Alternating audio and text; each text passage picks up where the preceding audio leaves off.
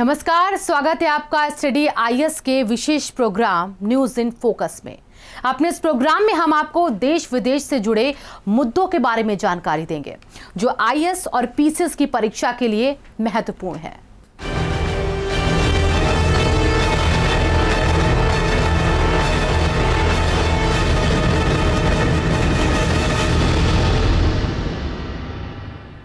गंगा नदी बेसिन में भारत की तकरीबन 40 करोड़ जनसंख्या निवास करती है। यहाँ भारत के जल संसाधनों का एक चौथाई भाग उपलब्ध है। गंगा नदी की लंबाई 2500 किलोमीटर है। गंगा में बढ़ता हुआ प्रदूषण एक बड़ी समस्या है और इस समस्या से निपटने के लिए भारत सरकार लगातार प्रयास कर रही है।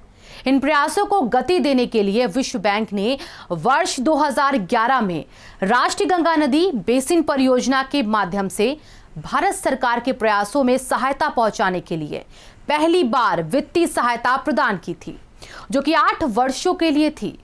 पहली बार विश्व बैंक द्वारा दी गई सहायता गंगा नदी के किनारे स्थित 20 ऐसी जगहों के लिए थी जो कि प्रदूषण के हॉट स्पॉट थे। उन क्षेत्रों में सीवेज ट्रीटमेंट प्लांट व अन्य प्रदूषण समस्याओं को सही करने की कार्य योजना बनाई गई। अब इसी को विस्तार देते हुए जो द्वितीय परियोजना को अनुमति प्रदान की गई है, ये गंगा की सहायक नदियों को भी प्रदूषण मुक्त करने पर केंद्रित होगी।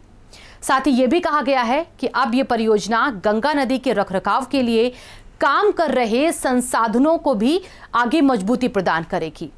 इस परियोजना के अतिरिक्त भारत सरकार गंगा नदी को प्रदूषण मुक्त करने व संरक्षण के लिए नमामि गंगे कार्यक्रम भी चला रही है, जिसे वर्ष 2014 में केंद्र सरकार द्वारा फ्लैगशिप प्रोग्राम के रूप में शुरू किया गया।